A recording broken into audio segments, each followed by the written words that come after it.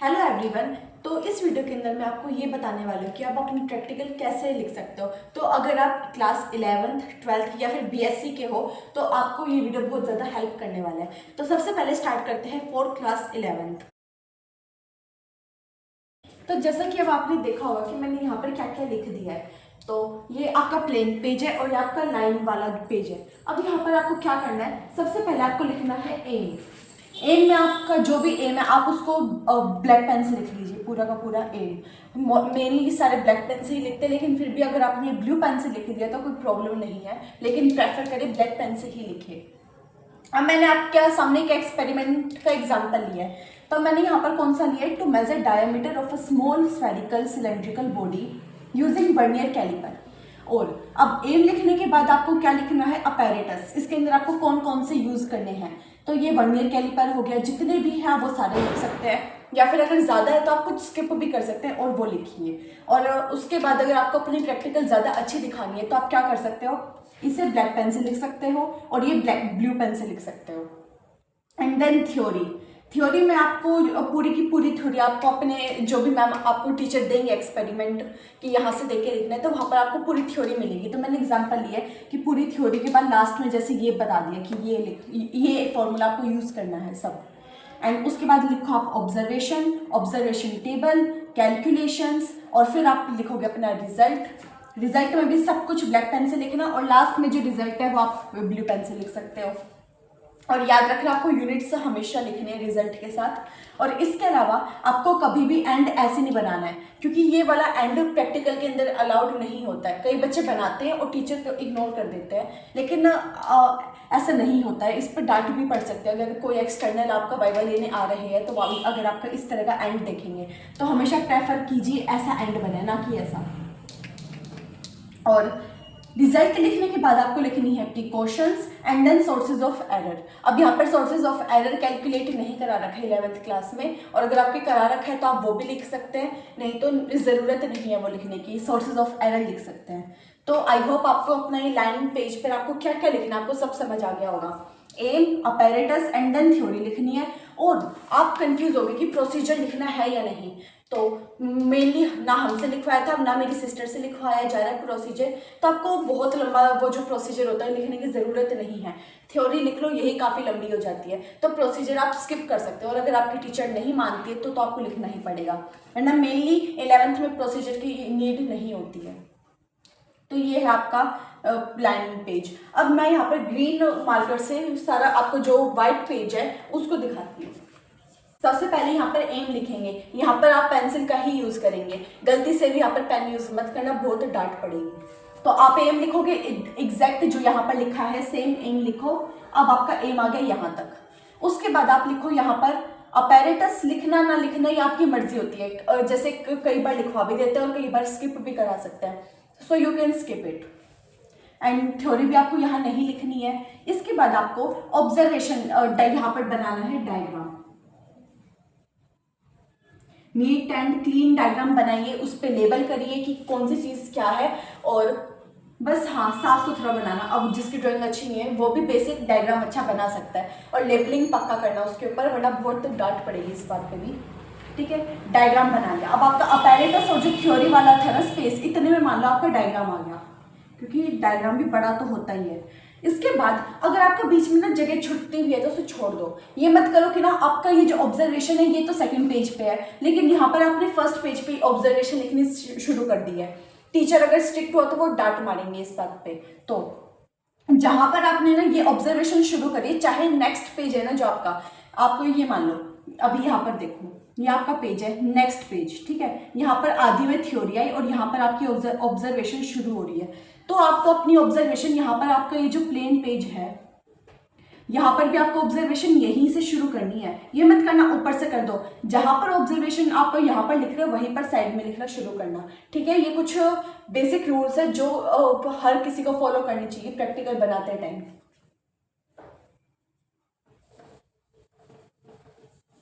और इसके बाद है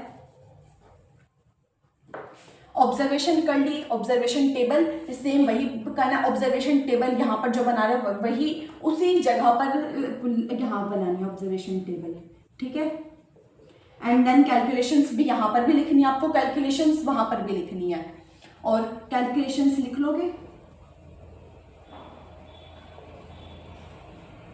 कैलकुलेशन के बाद यहाँ पर आपको लिखना है रिजल्ट, ठीक है। और प्रिकॉशंस और सोर्सेज ऑफ एरर यहाँ पर नहीं लिखने हैं, सिर्फ रिजल्ट लिखो यहाँ पर और आपका काम डन। और आप उसको बॉक्स में भी कर सकते हो अपने रिजल्ट को, और यूनिट्स मत भूलना। और अगर आपकी सोर्सेज वो एरर भी आपने फाइंड आउट करा तो रिजल्ट के बाद आप यहाँ लिख सकते हो एरर,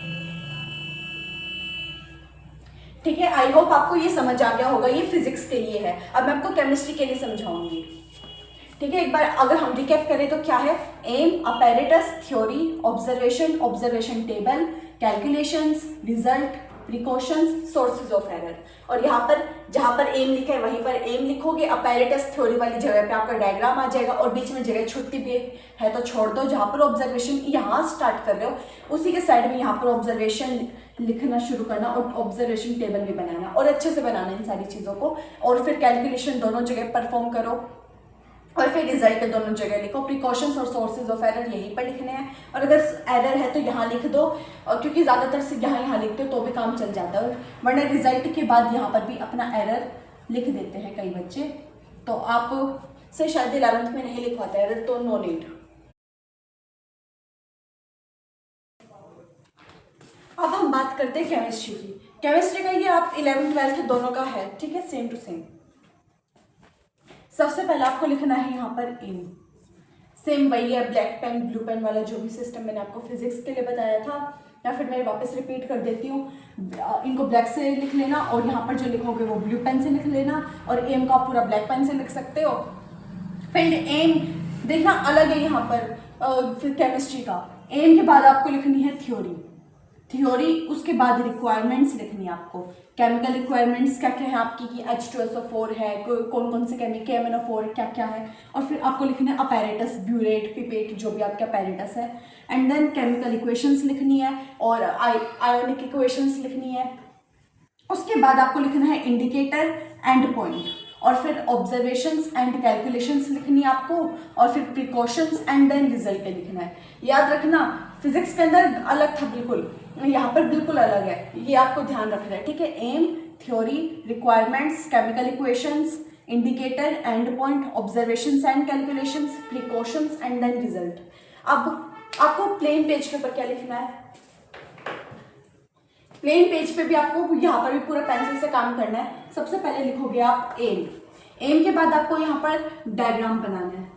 आप बनाना चाहो तो बना लो, वरना स्किप कर दो, हमने तो स्किप कर दिए थे काफ़ी चीज़ों में। एक दो पूरी प्रैक्टिकल में जैसे 8-9 प्रैक्टिकल एक्सपेरिमेंट्स थे तो हमने 1-2 में बना लिए थे, वो इनफ था।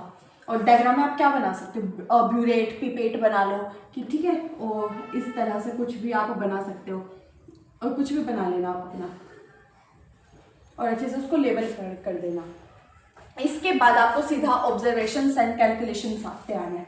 यहाँ पर आप क्या लिखोगे, ऑब्जर्वेशंस एंड कैलकुलेशंस। मैंने बताया ना जिस पेज पर ये है उसी पेज पर ये होना चाहिए, मैंने थोड़ा सा ऊपर लिख दिया नीचे लिख लेने से, ठीक है। ऑब्जर्वेशंस एंड कैलकुलेशंस यहाँ से शुरू कर देना, और लास्ट में आपको यहाँ पर सिर्फ आप रिजल्ट लिखना है। ये काम आपका किसका है, केमिस्ट्री का है, ठीक है। Aim, diagram note very important, observation और कैलकुलेशन, और लास्ट में रिजल्ट। तो ये आपका केमिस्ट्री के लिए हो गया। 11th 12th की केमिस्ट्री का सेम ये फॉर्मेट है, और 11th 12th की फिजिक्स का वही फॉर्मेट है। वहाँ पर भी आपको प्रोसीजर लिखने की ज़रूरत नहीं है, बाकी चीज़ें तो मैंने आपको समझा ही दी है, ठीक है। सेम टू सेम आपको वही करना है, और सिर्फ टीचर से आप ना कन्फर्म कर लेना प्रोसीजर के बारे में, क्योंकि मैंने जितनों को भी मैं जानती हूँ, कोई भी अपने स्कूल में प्रोसीजर नहीं लिखा करता था प्रैक्टिकल के अंदर, तो बाकी आपके स्कूल के ऊपर डिपेंड करता है। अब मैं बात करती हूँ BSc की। वन मोर थिंग, आप 11th 12th की जो भी केमिस्ट्री है उसके अंदर ना प्रोसीजर वहाँ पर भी डिपेंड करता है। कुछ एक्सपेरिमेंट्स होते हैं जहाँ पर आपको प्रोसीजर लिखने की नीड नहीं होती है, तो मैंने उन्हीं के बारे में आपको भी बताया था। और कुछ होते हैं जहाँ पर प्रोसीजर आपको लिखना पड़ता है, अब क्योंकि वहाँ पर थ्योरी कम होती है या फिर केमिकल इक्वेशंस नहीं होती है। ऐसे कुछ कारणों की वजह से अगर आपको प्रोसीजर लिखना पड़ता है तो आप लिखिएगा, अपने टीचर से प्रोसीजर के बारे में कन्फर्म पक्का करिएगा। अब बात करते हैं बीएससी केमिस्ट्री।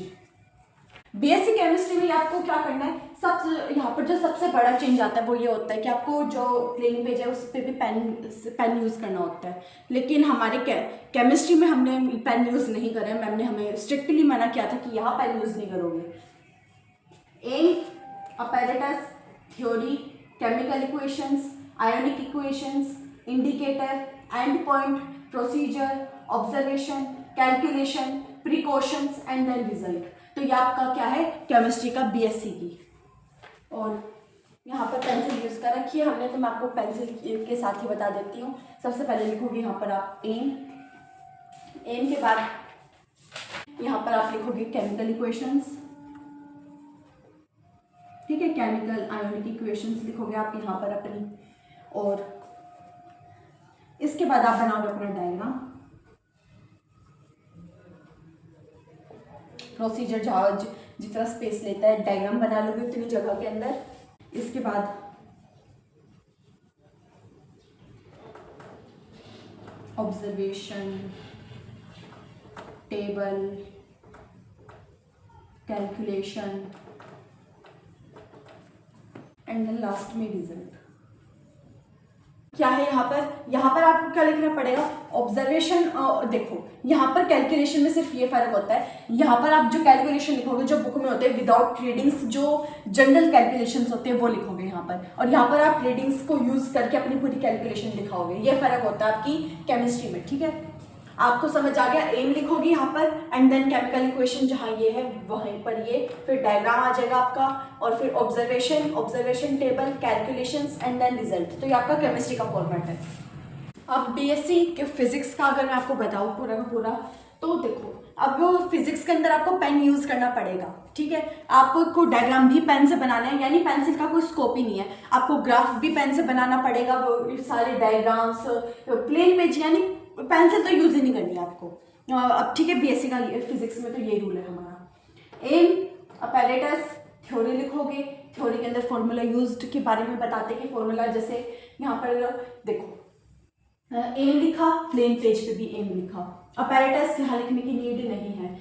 फिर यहाँ पर थ्योरी में फॉर्मूला यूज्ड पूरा आ जाएगा कि ना, यहाँ पर जी क्या है, पाई क्या है, एल क्या है, टी क्या है, ठीक है, यहाँ पे सब बताना पड़ेगा आपको। लेकिन यहाँ पे आप सिंपली सिर्फ ये फॉर्मूला बताओगे कि ये फॉर्मूला यूज हुआ है, और फिर आप नेक्स्ट डायग्राम पे आ जाओगे, और यहाँ पर आप पूरी थ्योरी बताने के बाद प्रोसीजर करोगे, और प्रोसीजर के स्पेस में यहाँ पर आपका डायग्राम बन जाएगा, और फिर यहाँ पर आप लिखोगे कैलकुलेशंस। लेकिन आपको यहाँ पर पहले ऑब्जर्वेशन टेबल और ऑब्जर्वेशन लिखनी है, ठीक है। यहाँ पर आपको लाइन वाले पेज की पर ऑब्जर्वेशन और ऑब्जर्वेशन टेबल नहीं लिखनी होती है, वो आपको सिर्फ प्लेन पेज पे लिखनी होती है। और फिर प्रोसीजर काफ़ी लंबा होता है, पहले तो हम स्किप ही कर दे रहे थे, लेकिन यहाँ पर आप प्रोसीजर लिख रहे हैं तो इस वजह से क्या होगा, इसका इतना ज़्यादा स्पेस हो जाएगा, ये दोनों चीज़ें भी आ जाएंगी। फिर कैलकुलेशन करोगे वो यही, यहाँ पर भी कैलकुलेशन आ जाएंगी, और फिर यहाँ पर लिखोगे आप रिजल्ट, एरर और प्रिकॉशंस, और यहाँ पे सिर्फ रिजल्ट और एरर भी लिखोगे यहाँ पर आप, ठीक है।